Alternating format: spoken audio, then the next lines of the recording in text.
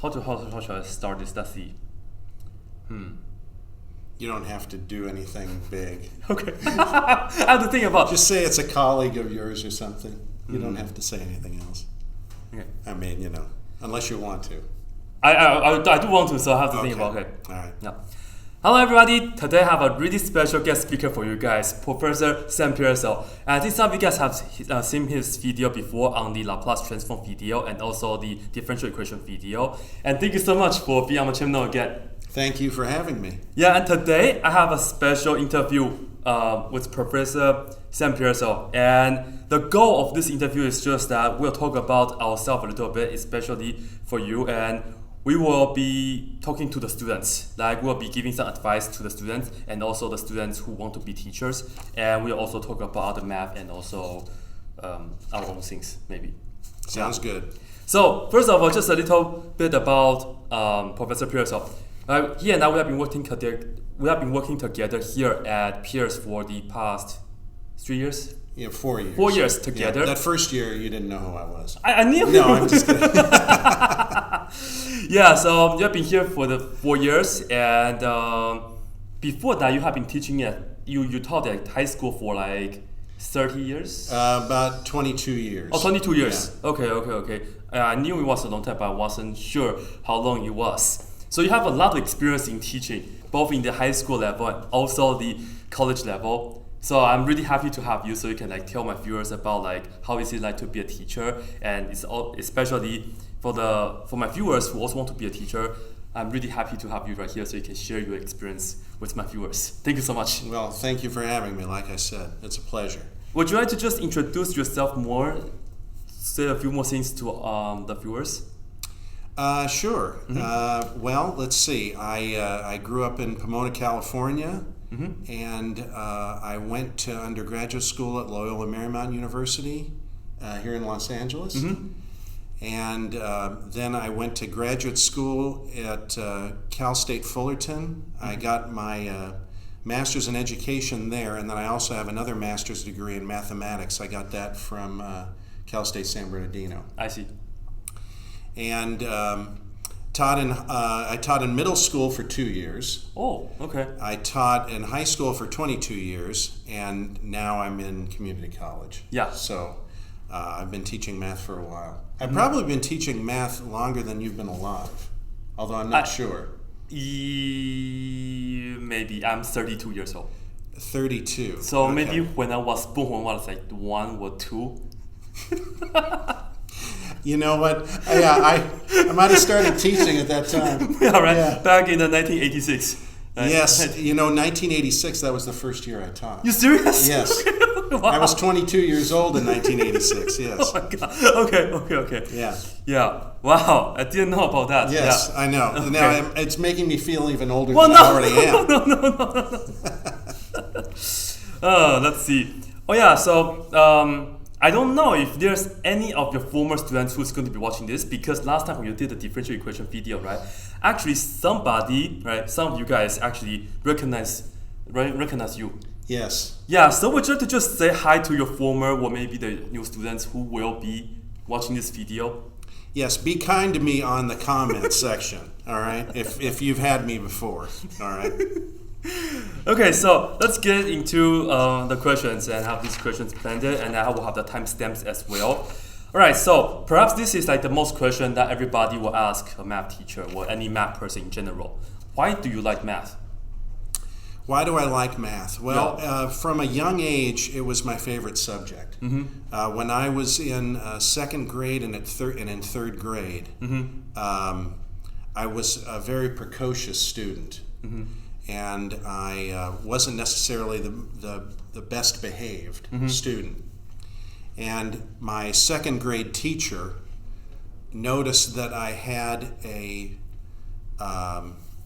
skill in doing long division. So what she would do to keep me quiet was she would give me these huge long division problems, much harder than we ever had in class in second grade. Like she would have some 11-digit number dividing by some 4-digit number, and she would just give me about 100 of these, and she'd put me in the corner, and I would be there doing it and figuring out everything. That was the time that there was no calculator, right? Oh, no. Okay, so we're talking, just so you know how old I am. So this was about 1971, 1972. So this is before calculators, yes. But I mean, the whole point about the long division was, figuring out the remainder and everything else. Yeah. So that would keep me occupied so I wouldn't be throwing things at other classmates and running around and doing things that I would normally be doing at home. Nice. So anyway, so that would totally keep me occupied, and I loved it. Oh, cool. And in fact, when I came home, my sisters who didn't want to talk to me, they would give me long division problems to do too. Is there any reason why particular long division, or why not multiplications, or why not like memorizing the digits of pi? Well, you see, I wasn't memorizing anything when I was doing the long division. Yeah. I think it was just, we did it in class. Yeah. And she noticed I got everyone right. Okay. And other people were struggling with it. Okay. And, I was such a pain to teach. Yeah. And I was disruptive that she probably figured, okay, give this to this guy. So anyway, I just totally ate it up. And it was the one subject that I really enjoyed and would do problems for fun. I see. So that kind of got me on the track. I see. And then in my third grade teacher, because teachers talk in the faculty lounge. Yes. Second grade teacher probably said to the third grade teacher, this guy's really good in math, but if you don't give him a lot of math problems, he might be a problem discipline-wise. So anyway, she was another math person, though, so she kind of formed me, and she could handle me a little bit better. But that was like my first inclination that I thought it was fun, where everybody else in class thought it was just drudgery. Yeah. And I had a certain skill for it, so that kind of got me into it. I see. Interesting. So it shows you if you misbehave when you're for grade school, you might, have a career after that. Okay. Wow. And by the way, you also have interest in physics, right? Because your degree is in math and physics. Well, I was a physics minor. I see. Yeah, I started off as an undergraduate as an engineering major. Oh, okay. And I loved my math classes, but I hated my engineering classes. Okay. And I had a math professor who was egging me on. Said, "Well, why don't you become a math major?" Oh, okay. And so I said, "Oh, that sounds good." So I became a math major. But yeah, I still had an interest in physics, though. I see. And so my degree is in applied mathematics, and my minor was in physics. So I do a lot. I like a lot of the physics applications. I see. And how about, did you like the proof type of the math more, or the computational type of the math more? Well, in high school, I really enjoyed my geometry class. Oh, okay. And at that time, the geometry was taught with, we didn't really solve a lot of problems. There was a lot of proofs. A lot of those two-column proofs. Yeah, I remember. Yeah. And now they've kind of de-emphasized that. They still do them a little bit, but not as many as we did when I was in high school. And I had a great teacher, and I loved that class. And that really turned me on to maybe wanting to be a math teacher. Oh, okay. And that was, a theoretical type of class. Yes. And so I liked that, but then, I liked solving problems too. I see. But we didn't really get into proofs again until, and those of you that are going to be math majors, you don't really get into more of the proofs until you become maybe a junior at your 4-year institution. You do some proofs before then, but not really heavy. Yeah.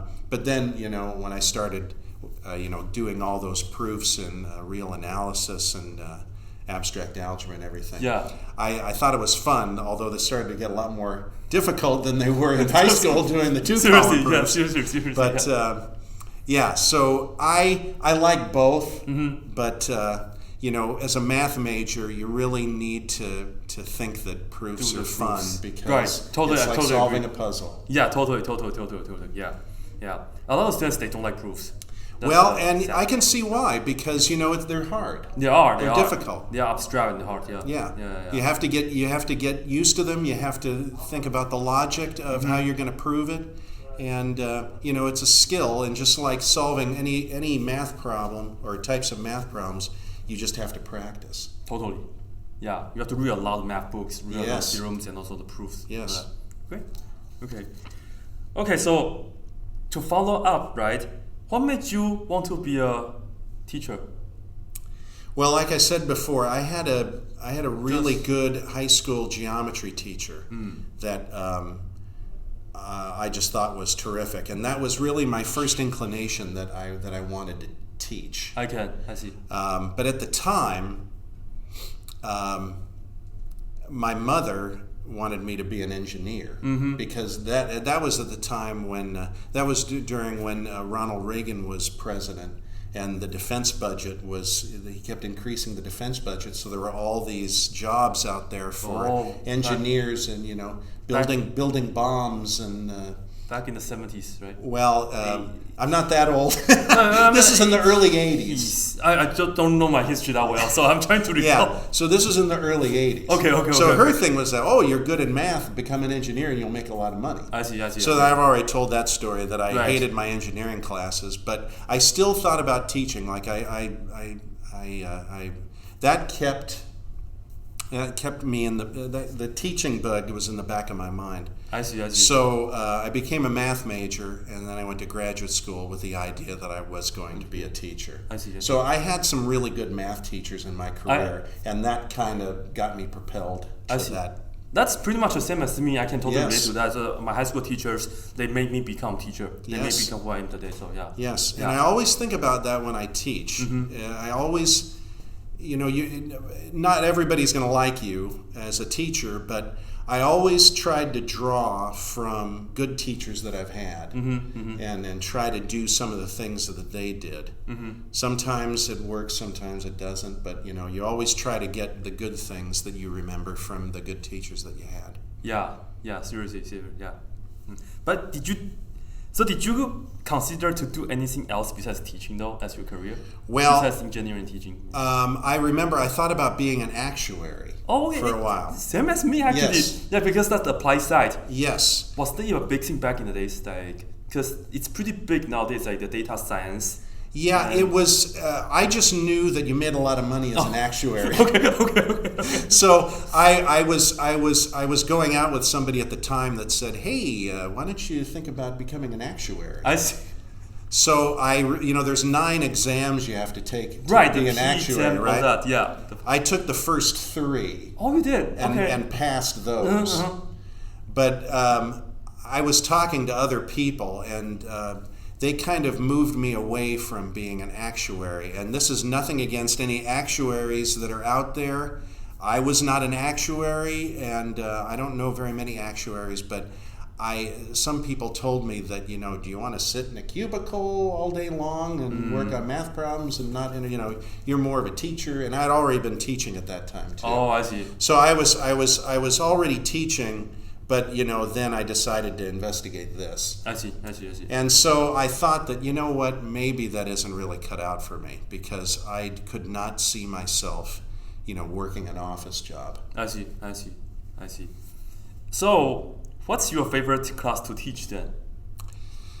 Well, I have a few of them. Okay. And I like to teach a variety of different subjects. I love teaching calculus. I mean, that in any level of calculus.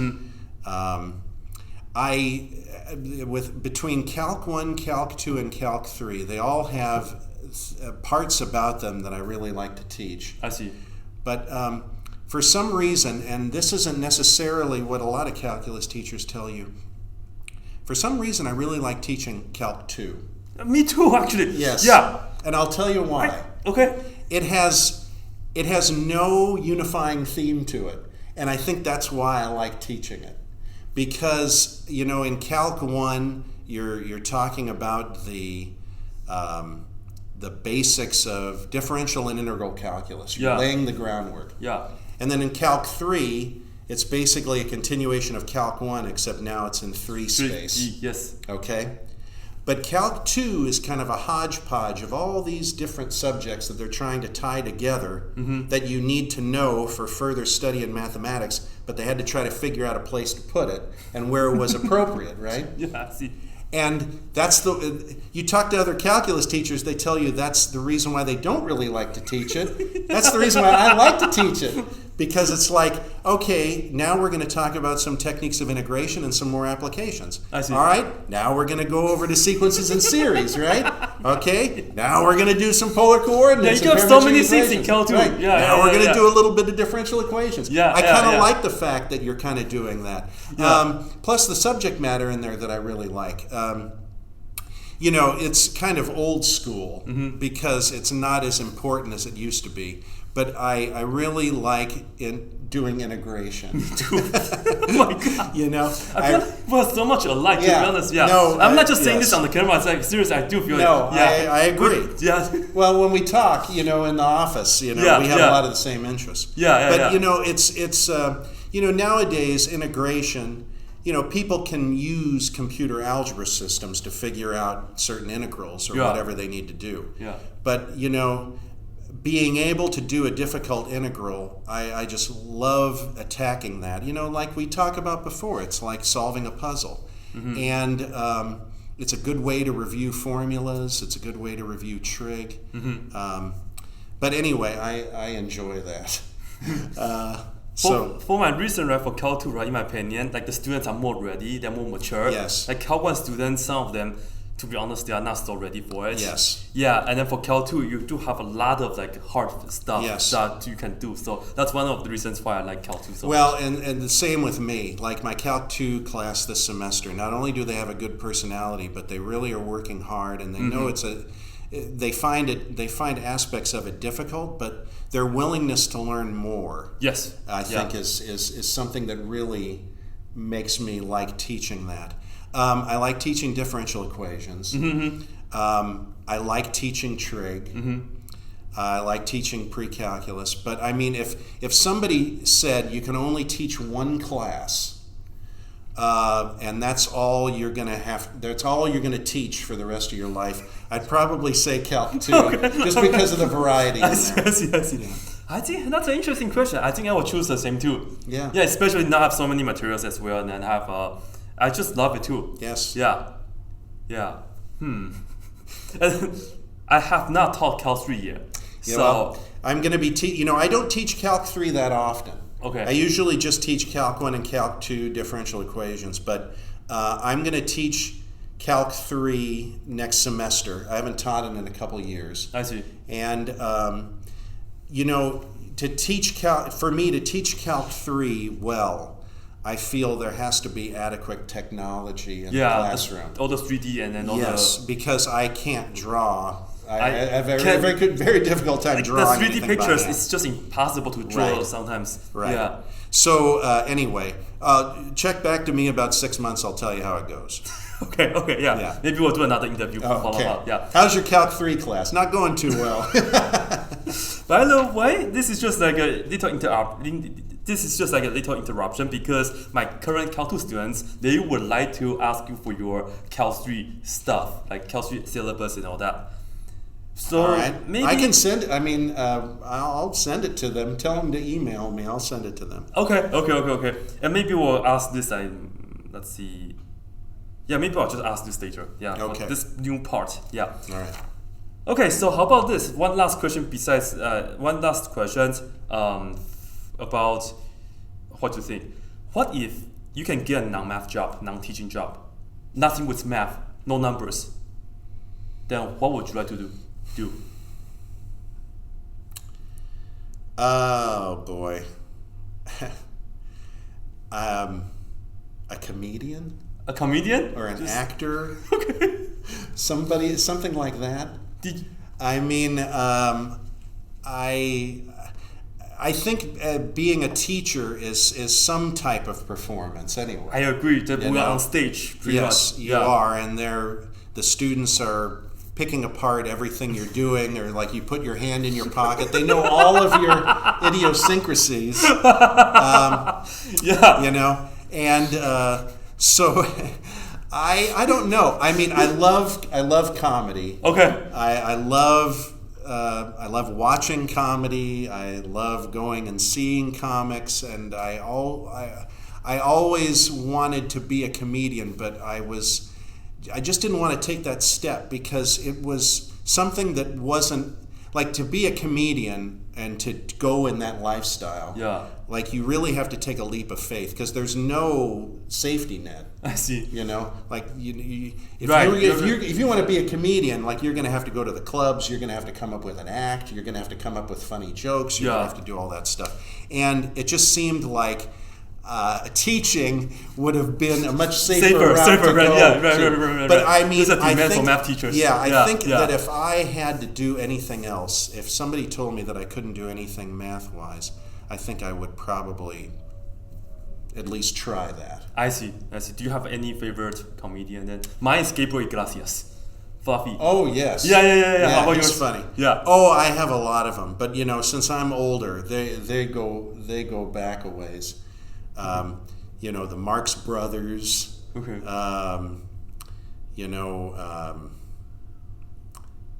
Woody Allen when he was doing comedy. Mm-hmm. The modern day Chris Rock. Okay. I thought Don Rickles was funny. Mm-hmm. He's old school Vegas kind of guy. Okay. But people like that. But I like all different types of comedy, not necessarily those people. I see. Okay. Yeah. Okay. All right. So that was pretty much in the general section, and now let's just talk about talk to the students. We'll give advice to the students, especially the students who are taking calculus classes, and some of the students are struggling. We will just try to encourage the students to do well and then give them study tips and all that. So first of all, I think math is hard, and I think you will think so too. But what exactly makes math hard for many students in the algebra level, in the calculus level, or maybe in the higher level classes? Well, it's a system of thinking logically, mm-hmm. and no matter what kind of problem that you're working on. And math, like a foreign language, it kind of builds on itself. Yes. So it's like if you're having problems in algebra, you're going to have problems in the next class. Mm-hmm. And if you have problems in the next class, you're going to have problems in the next class. Well. So it builds on itself. Where if you're studying history, if you bombed the test on the Civil War, the next test is going to be on the 1880s, so you can kind of move on from there. Mm-hmm.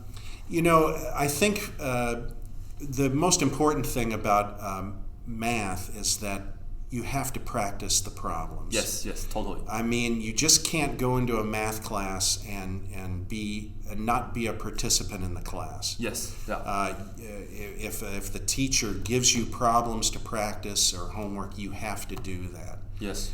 And then some, even if you want to get an A, you should read the textbook. Mm-hmm.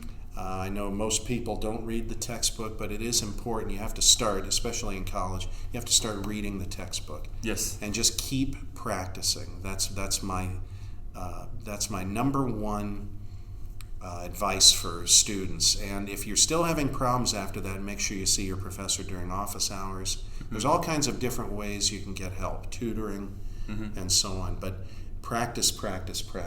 And you Definitely. see most other classes not to disparage the liberal arts classes, but you don't have to necessarily practice a lot in those classes. Maybe with English grammar or something like that, but I need more practice for that myself, actually. There are certain things you have to practice. To be honest, I never really bothered to practice English. But with math, you definitely need to practice. Oh man, there was actually one thing that I don't know if you noticed. Where was it? I think I changed it. But I actually make a mistake when I sent this file to you. I actually make a really bad mistake somewhere. I just overviewed it. I didn't read. Yeah, I put lives as live teachers. Lives teachers. Oh yeah, I didn't understand what you meant by that. I put this down right here. I thought it meant what's it like to be a teacher, or what's your life as a teacher? I meant to be life as teachers, who are your life as a teacher. Yeah, that's what teachers. That's what I figured. Yeah. I'll let you slide on that. Okay. Yeah. Okay, so let's see. Okay, how about in particular? I think in all levels, a lot of students they have problems with word problems, story problems, situation problems. So any advice that we can give to the students? Well, I can remember when I was in high school, I had problems with algebra word problems Oh yeah, too. yeah, totally. And then when I took calculus at the beginning, I had problems with related rates and optimization problems, right? I mean, it's just, I didn't get good at those until I really started teaching. You know, like, when you're in calculus and you go back and you're tutoring somebody in algebra, you can understand those problems. Yeah. And then when you started teaching calculus, when you start to tutor calculus, then you start to understand those problems. I mean, it's kind of a delay. But I remember I had to work very hard to be good at word problems. And I think it's because when you're younger and your mind is forming, I think that there's so many things going on in a student's life that it's difficult sometimes to read a problem. First of all, your reading comprehension has to be good. Yes. To be able to understand what the problem is saying. And so if English is not your first language, that's the first barrier right there. Yeah. Myself. And I've noticed that a lot in teaching. It's like, the problems are hard enough. Then you throw a word problem at somebody whose English is not so good. Yeah. And it's difficult for them. So I can empathize with that. Yeah.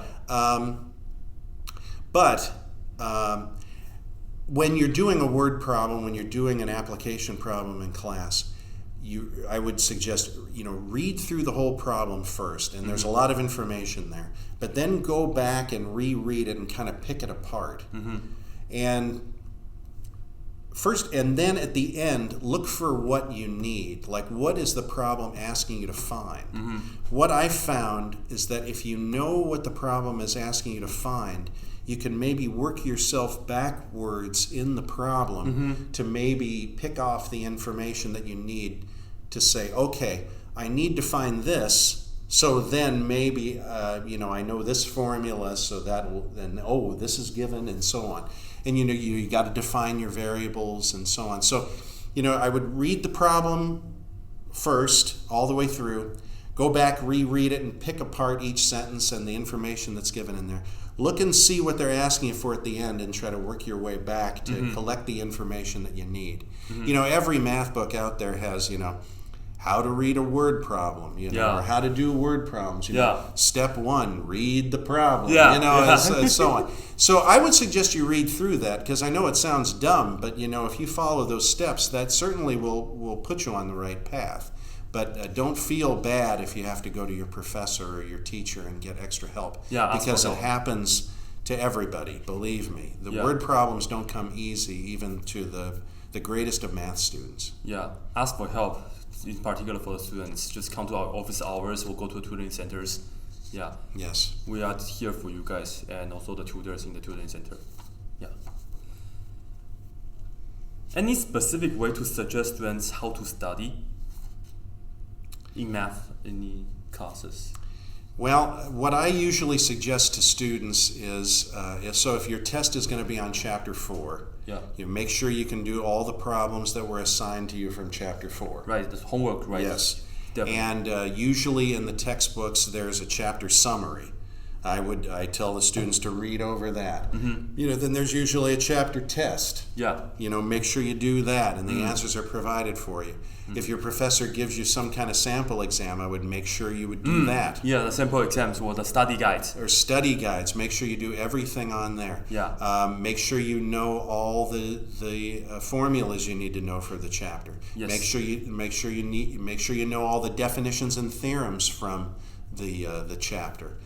I mean, doing well in mathematics isn't just going to class and just doing a couple of problems and then not doing anything else. If you want to be successful in math, you have to go over and above what is required of you, really, in most math classes, and that's doing extra problems and reading the textbook and seeking out extra help and not falling behind.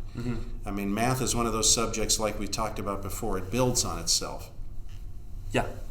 And so, if you're on section 4.4 and you haven't done the homework from sections 4.1, 4.2, and 4.3, and then over the weekend you try to do all 4 of those sections, Some people can do it, but most people can't. So if section 4.1 is assigned for homework, do it. And then you can go on to 4.2. And so you need to section out your time appropriately. Yeah. Okay. I will also suggest the students that when they finish doing the questions, right, a lot of students, they go back and just read it, which is not good in my opinion. Because when they just read over it, it's not like English or like storybooks. They cannot just read it. I tell the students that they should cover up the work that they have and then redo the question on the side. Yes. Yeah, so sometimes when they just read over it on the test, they don't know how to do it because the answers was on the paper for them. They should redo the questions from scratch. Yes. That's what I told my students. But like the study guide, the homework, the chapter test from the textbooks, those are great resources for the students to practice from. Yeah. And for those advanced math students out there, that was the way that I learned proofs. Oh yeah, totally. I just remember just keep practicing. Yes. Pretty much because I remember, proofs would be done in class. And then, you're going to have a test. Yeah. And so what I would do is over a weekend, just start off with the theorem and then try to reprove it and then check it. Yes. And then if I was missing a step, like I would go back to that particular step and make sure I would not continue on with the proof until I could get from step 3 to step 4. And then from step 4 to step 5 or whatever. Yeah. And then if I missed a step down on the bottom, I would go back and I would redo the whole thing after that. Yeah. It takes a long time. But seriously. That's, for you math majors out there, that's what you're going to have to do. Yep. So it's fun after you. There's nothing more satisfying than seriously? being able to finish a difficult proof. Proof or integral, right? Yeah, and knowing that I did it. Yeah, exactly. Yes. Exactly. Do you have any super smart or super impressive student story? Well, over my career, I've had a lot of really smart students, and I have some right now. I have one student in my linear algebra class that I make sure before I grade anybody else's test, I compare my answers with his. So I make sure that I do everything correctly. That's what I do too, actually. I just picked, Sometimes there are students that are just really great. Yeah. I've had a lot of students that have gone on to, math careers and engineering careers and actuarial careers. And the greatest thing about being an instructor and a teacher at any level is that students coming back and talking to you and saying, thank you. I'm now doing this. I remember your class. It helped me do this. It helped me do that. And so that's what makes teaching really gratifying, is having students come back and tell you that, if it wasn't for you, I wouldn't have this career. I don't know if that's necessarily true, but when they come back and say that to you, that's really nice of them. It's nice. Yeah, it's very nice, very nice, very nice. Yeah. Alright, so perhaps for this, any encouraging words for the students, maybe in the high school level and also the CC level?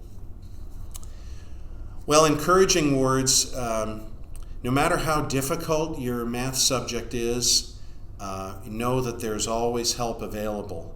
And if you're behind right now in your math class, and you can't necessarily drop it or you can't take it again, seek out extra help.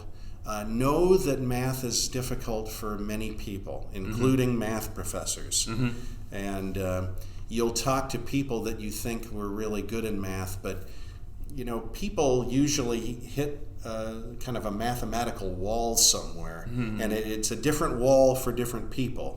That's not necessarily a bad thing. It doesn't necessarily mean that you're not a good person if you can't go above a particular math level. You're struggling with anything. But for those of you that like math, I would just continue to keep taking as much math as you can. And because it is always going to be helpful in whatever career that you pick. And even if your college, if you're good in math, and even if your college only requires you to, take up to a certain level, if you like it, I would take more, because you never know. It opens up all kinds of different worlds that you would never believe could be available to you. Yeah. So, I don't know if that's very encouraging, but that's what I thought of anyway. Okay, thank you. And then I know for my viewers, some of my viewers, a lot of you guys is like, they're young, like, teenagers, and then love math. And then I also have students, I also have my viewers that they are in the community college level and all that. And in particular, I want to talk to the people who are interested to be a math teacher. And maybe let's just have some discussions about, first of all, to be a teacher in the United States, if you want to be a high school teacher, we need a teaching credential. And in fact, I did pass my CBEST and also CSET. I was working to become a high school math teacher myself. Yes. Yeah. And if you want to be a math teacher at the community college level, you need a master's degree. But if you want to be a university professor, you need at least a PhD, and of course, lots of researchers. Yeah. So that's pretty much a requirement for teaching at different level of the institutes. And in your opinion, what would be the biggest difference between teaching at high school and community college? Well, I mean, the biggest difference is that in the high school level, you have to deal with more discipline and classroom management issues. Yeah. Once you have that nailed down, then you can get into the subject. But that's really the most important thing. Now, in college, classroom management is important also. Yeah. Because there's a lot of professors out there and people that know math, but if everybody's talking amongst themselves in the class and some guy is doing a proof up on the board and nobody's paying attention, I mean, the guy could know a lot of math and not be able to communicate it to the students. Yeah. So, but at a community college and a college level, like the students who are coming to class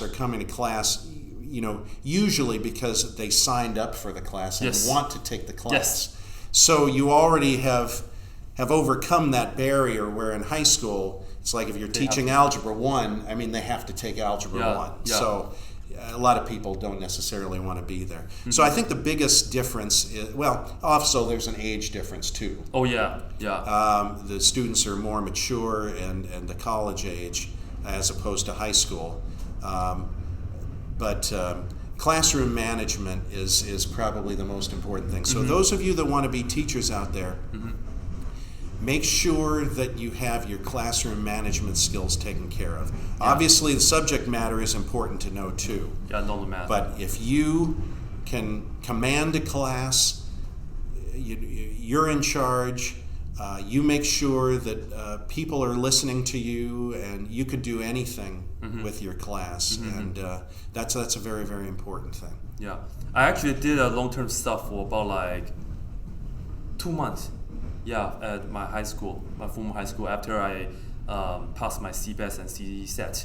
Yeah, and I know what you mean. Especially to become a substitute teacher. Well, substitute teaching is very difficult, because then you're taking over somebody else's class. Yeah, that was even tougher. Right. Yeah, for about 2 months. So yeah, that was really tough. Yeah, and maybe one day I will tell you guys the story about my career path as well. Oh yeah, so this is the question. In your opinion, what's life as a teacher? That's the question. What's lives as a teacher? Yeah. Describe your life as a teacher. My life as a teacher. Yeah. Okay. Do you want my life now or my life before? When I taught high school. High school and college. How about just talk about both briefly? Well, when I taught in middle school and then I taught in high school, if you're going to be teaching in those arenas, you have to do a lot of other things at the school besides just teach math. Yeah. Now, when I was younger, I really enjoyed those. I enjoyed going to football games. I enjoyed chaperoning dances. It was fun doing those kind of things. The older I got, the less I enjoyed those. I found them more, as you grow older and you get married and you have a family or whatever, there's other commitments on your time. Yeah. When you're young and you're single and you're running around, doing those things are fun. Yeah. The older you get, it may be a little bit more of a chore. But I can tell you right now, in my opinion, teaching middle school and teaching in high school, I think you definitely put in more time. Definitely. Than as a college professor. Not to say that a college professor isn't demanding also, but it's a different type of demanding. Yeah. As a college professor, you're not in the classroom as much. I mean, when you teach high school, you're in your classroom from 8 in the morning until 3:30 or whatever, and then you're doing tutoring or whatever. But, if you're teaching in college, you might teach 3 classes a semester, and you can pick the times on when you want to teach them. Mm-hmm. But as a college instructor, more is expected of you as far as coming up with your own materials and your own notes and bringing you're an expert in your field as a college professor. So you're expected to do more things in your subject matter. You're expected to, I wrote an article for a math magazine. You do some publishing. In the fall, I'm going to be presenting at a conference, a math conference. So things like that we're expected to do. So I've enjoyed every aspect of my teaching career. I enjoyed teaching middle school, enjoyed teaching high school. I love what I'm doing right now. I mean, I just think it's the greatest career anybody could have. I really do. There are other math careers out there that you get paid more money, but the fun that you have teaching subjects that you want to teach, it's very rewarding. Totally. Yes. Totally. Oh, by the way, I also know that you were on the college board, right? For the AP calculus. Yes, and I still am. Yeah. Oh, you still am? Yeah. So do you do grade exam or you contribute? In fact, I'm wearing a 2015. Oh my god! Yes. I didn't notice that. Yeah. I didn't notice that. Okay. But so when I taught high school, I taught AP Calculus in high school. And so after a while, after teaching AP Calculus for a few years, I was invited to be a AP Calculus grader. Oh, okay. So then I would go and grade AP Calculus exams. I see. Then after I did that for a while, I was asked to be a table leader, which is somebody that teaches other graders how to grade the free response. I see. So I became a table leader there for a while. And I haven't been to the AP grading in the past couple of years because it's our final schedule here at the college conflicted with the grading. Oh, I see. So I haven't been able to do it in the last couple of years. But along with that, I also got a job working for the College Board writing questions for the exam. Oh, wow. So I currently write multiple choice questions for the AP Calculus exam. So if you have taken the AP Calculus exam or are going to take the AP Calculus exam, I might have been one of the people that wrote one of the difficult questions for you. By the way, it should be happening pretty soon. Right now is the end of April. Yes. So in about 2 weeks or so, right? The AP test. Yeah, the 2, AP 3 weeks. test is in the first. I think it's the first week or maybe of May. the second or week maybe of the May. second week Yeah, of May. yeah. It used to always be the first week of May, but they're rotating the different exams, so now it might be the second. Right, it might be different days. Yeah. Do you have any of the least moment of teaching though?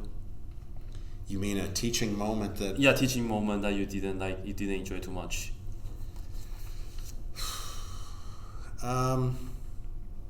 Well, I can think about times when it was a struggle. Mm-hmm.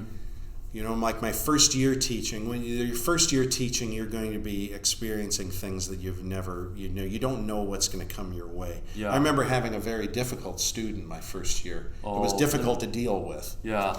But I got through it. Looking back on it now that I have a lot of teaching experience, I probably would have handled that student a lot differently than the way I did. I see. But as a first-year instructor, you don't know how to deal with a problem student. You're just trying to do the best you can. For those of you that are young teachers or want to become teachers, never be shy to ask veteran teachers what to do in particular situations, because you might think that you're the only person going through that, or, oh, this is embarrassing that this happened in class and I don't want to let anybody else know that I did this in class, or I made this mistake in class, or something happened with a student in class. Because believe me, if you go ask a veteran teacher and say, what happened today in class, I don't know what to do about it, they'll say, "Oh, that happened to me one time," or "This is what I did." I see. So, veteran teachers are a great source of comfort and also advice. So, make sure you go talk to veteran teachers if you're having a problem with particular things. Teaching high school sometimes, and in middle school, sometimes you would deal with parents that could be difficult. Yeah. Like if you have what we call helicopter parents. What does that mean? Were hovering over their kid. Yes. Right. Why did little Johnny get a B plus on a test? He's an A student. That kind of thing. I see. And it's like, oh well, I thought little Johnny did great. It was a B plus. That was a hard test. Sometimes you have to deal with that. I see. But it's things like that happen in anybody's teaching career. Right. Teaching is not going to be 100% great all the time. There are going to be agree. little bumps in the road. But, I agree. I think the good times outweigh the bad times. And if you're a teacher and the difficult times are outweighing the good times, then maybe you're not necessarily cut out to be a teacher or an instructor. Maybe that's the time that you think. Like if you're not enjoying it, you should pick a profession that you enjoy. But for me, the good times have always outweighed the difficult times. So that's why I'm still teaching. I see. Or one of the reasons why I'm still teaching anyway. Not the only reason. Okay. Let's see. But let's talk about the process of applying to become teachers. Okay. Yeah, and as I mentioned earlier, to become high school teacher, you guys will have to need the teaching credential, which is about 1 or 2 year program that the students have to go through. And then usually during that time, the students have to become a student teacher, right? And so, any tips for applying for teaching positions though? And any tips of applying to become teachers during the job process, or maybe how can you make your application stand out in comparison to the other teachers? Well, we talked about the necessary degrees that you need to have depending on what level you want to apply for. Yeah. If you want to teach in high school or you want to teach in college. There are many high school teachers that have master's degrees also. Like I taught in high school and I had a master's degree. Right. You get more pay that way, but also like if you're applying for a job and you have a master's degree, that is more impressive. You can do a dual program if you want to teach in high school. You can get your teaching credential and your master's degree at the same time. If you're motivated, I would definitely recommend doing that. Because now you've got a master's degree. Nobody's ever going to be able to take that away from you. Right. Your teaching credential, you keep having to renew every few years. Yeah. But your master's degree, nobody's ever going to take that away from you. You're always going to be able to have that. So if you're so inclined, I would, if you want to be a high school teacher or even a middle school teacher, elementary school teacher, I would do a dual program. Get your teaching credential and your master's degree. Do a dual program like that. I see. If you want to be a college instructor, obviously you have to get your master's degree. And then if you're thinking about university professorship, going on and getting your PhD, it takes a special type of person to get their PhD in a subject. Yeah, seriously. I remember writing my master's thesis in math, and I felt that was a difficult procedure. I couldn't imagine writing a PhD thesis in math. I know a lot of people out there do that, and a lot of you that are watching are smart enough, and a lot of you might already have your math PhDs or are going to get them. Yeah. But you have to come up with something original. And I thought I came up with something semi-original for my master's thesis, so I couldn't imagine what a PhD thesis would be. Yeah. But you're working with professors, and you're going to get that article published and so on.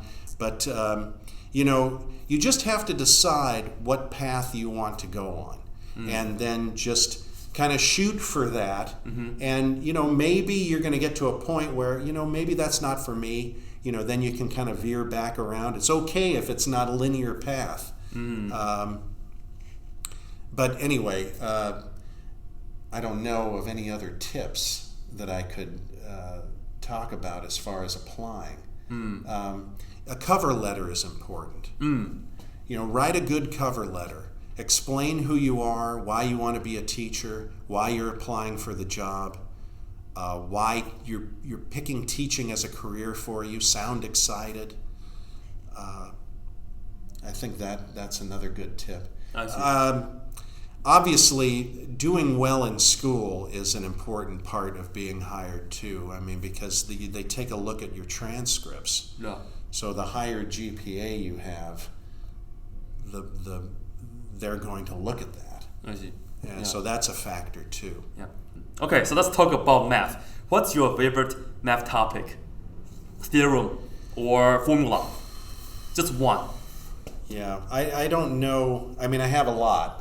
I mean, I think any math teacher or anybody that loves math, it's kind of hard to narrow it down to one. Yeah. Because they're all kind of like your children. Oh man, yes, you can't pick. Oh, this is my favorite child. I know. But I think it's hard to go any way other than just the fundamental theorem of calculus. Oh, totally. I mean, because that not only is it beautiful and important, but I mean it's simplistically beautiful. And you work so hard to get to that particular point, and then when you get to that point and you're able to prove that that's true, I just think it's just a wonderful thing to see. And the students see me get excited when I teach Calc 1. They think I'm crazy, but there's a couple of students in class.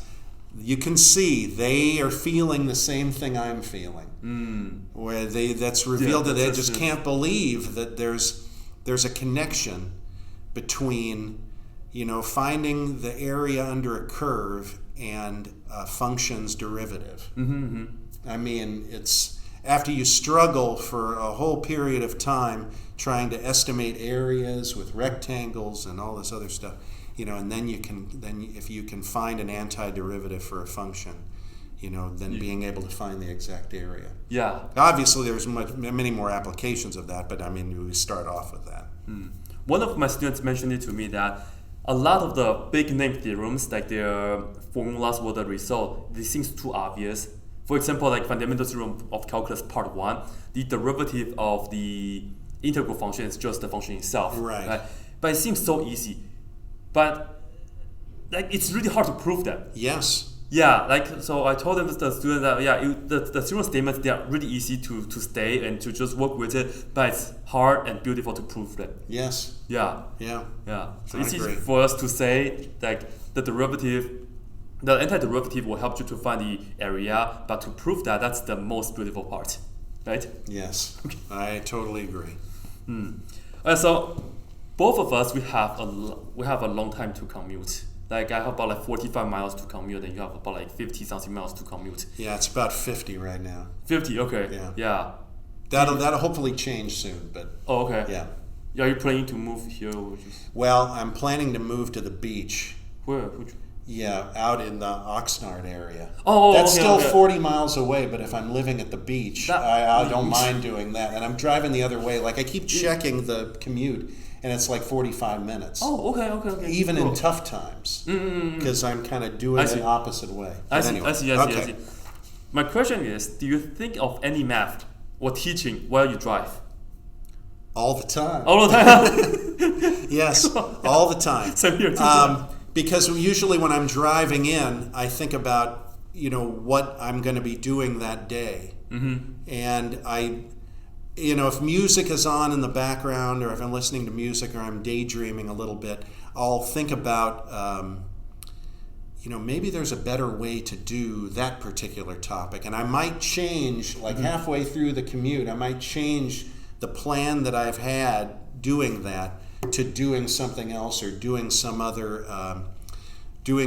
problem that I think might be a better way to explain it. So yeah, I'm always thinking about different ways of doing things, and I think that's what keeps things fresh as an instructor is that, good instructors always try to think of different ways of doing things. And after they teach a class, they think about, okay, what went right in this semester? What could I improve on? And change some things up. Oh, so yeah, I always think about different things. Yes. I see. Wow. Okay, so this particular question as well. What is your favorite integral? I don't know if you knew this was coming or not, but which one would be your favorite integral? If you had to do the integral once, like one integral 100 times, which one would you do? Oh boy, there, like I said before, there's a lot of them, right? Yeah. But if you can only do one for the rest of your life, well, you have to do one for 100 times. I think like my favorite integral, and I guess it's not necessarily my favorite integral to do. Okay. But I think I'm going to come at it from a teaching perspective, since we've been talking a lot about teaching today. When I teach Calc 1, after we've proved the fundamental theorem and shown that it's true, I always like doing the integral from 0 to pi of sine x dx. How so? Well, I'll tell you why. Because it's a problem that we did before, or I do before with them, trying to figure out what's the area under the curve from 0 to pi of sine x. That's before we start doing definite integrals, I just kind of throw that problem up there. Can we estimate what this area is? Have the students talk about it. And so, they'll say, okay, well, if you make a rectangle with a base of pi and a height of 1, okay, so it's got to be less than 3.14. Yes, yeah.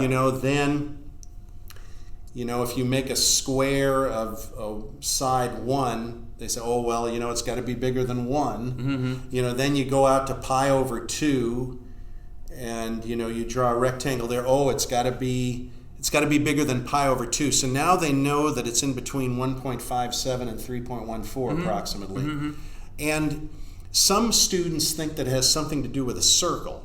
The top part of a circle. They think that arch of the sine is like the top of a circle. So they think, it's going to be pi over 2, or actually no.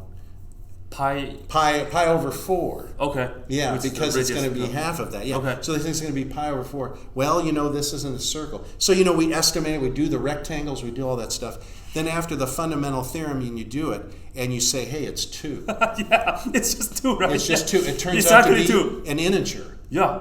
And I said, isn't this unbelievable? Because you see, most students, when they have a trig problem, they think the answer always has something to do with pi. Right. They think pi's got to be involved somehow in the answer. Yeah. And to see that the answer to that kind of problem is an integer, a positive integer, I think is beautiful. I think that it shows the power of the fundamental theorem, and it's an integral that I especially like to do. And so it's a very simple one, but I think it shows the power of calculus. I see. Interesting. Maybe I'll use that when I teach Calc 1 as well, just to draw it to the students and ask them about what you think. Before you even talk about estimating rectangles or anything else, just draw this one arch, or of the sine of x, and say, can you tell me what the area under this curve is? It's impressive what some students will come up with. It's also unimpressive what some students will come up with too. You'll find out what they're assuming or what they don't know. But anyway, and then you see after a couple of weeks, and then you get to the fundamental theorem, you go back and revisit the problem. Hey, remember this? So anyway. Maybe I'll put that on my Calc 1 syllabus. This is for fun, okay? What do you think what the answer to this area is? Now, you're always going to have some smarty pantses in there that have taken calculus before, had calculus in high school, and they'll just say, oh, it's 2, because they already know the fundamental thing. So they kind of screw it up for us. I know. So you say, okay, those of you that have had, when I teach Calc 1, I always ask, who has had Calc 1 before? And see how many people are in there. And I always tell them, okay, try to forget everything you've ever learned from Calc 1 before, because a lot of students that have had exposure to calculus before they have college calculus, they kind of think that they know everything, Mm-hmm. and they kind of get lulled into a false sense of security, Oh, yeah. and they don't work as hard in the class. And Yeah. you know, a lot of times the calculus 1 that you have in college doesn't necessarily align with the calc that you might have had in high school. Yeah. And we might do more things, and so. Or we might ask you to prove something that you might not have had to do in high school. So, you know, that's an issue too. Yeah. So, One thing I would like to add, though, a lot of students that I had in the past, right, they knew the power rule. yes. And they thought they knew all about calculus. Yes, That that's was the not problem. good. Yeah. That is the problem. Bring the 2 to the front, -1. Oh, I know everything about calculus. Right, exactly. Yeah. Okay, so perhaps let's see this. What's one thing that you really want your students to know about you? Well, I think the one thing I would want my students to know about me is that, you know, we all kind of, every once in a while, if we want to get depressed, we read our reviews on ratemyprofessor.com. Now, you know, most of mine are good, but there are some in there that, you know, I don't know what I did to this student, that, you know, I'm the worst person on the face of the earth or whatever. But, you know, you can't please everybody. But I just want everybody to know that, you know, at the beginning of my semesters, I might come across as strict and harsh, and, you know, you got to do this and you got to do that and you got to memorize this. And, Yeah. you know, because in my classes, I do ask my students to do a lot of memorization. You know, I don't give them formula sheets unless I'm teaching stats or something. But so, you know, a lot of students, oh, you know, he's hard and you got to do this and you got to do that. But I think when you get to know me, and I think some of my former students will tell you, you know, as long as you do the work for me, I'm very reasonable and I'm fair, and I care about every student. That's the one thing. Right, I think yeah. a good teacher, you know, we want our students to learn. If students fail my class, I feel bad about it. Like, I know that some of that is on the students, that maybe they didn't work very hard.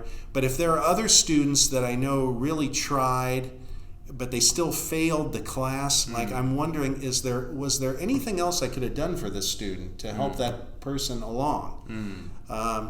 So I want everybody to know, if you're going to take a class of mine, that I really do care that you are successful. And all you've got to do, if you are having trouble in my class, is to come and see me during my office hours. You know, I don't bite. I'll help you. And, you know, I'm there for you. So I really do care. Okay, I see. So it's about time, and thank you so much, Professor Pearsall. Well, thank you so very much. much for Thank you so having much. me. Yeah, and maybe you guys can leave a comment down below, and if you guys have any more questions, just leave a comment down below, and we are going to read it, and we'll try to reply to your comments. Try to reply your questions as many as possible. Yeah, and then after I finish editing this video, of course, I will send it to you, and then so you can see it. So, yeah, hopefully. Maybe I will invite you back again to do more questions when we have time together next Great. time. On I'd that. enjoy it. Thank you. Yeah. Although I didn't get to this, do you want to see? Oh, this is an hour. Oh my God, it's been an hour already.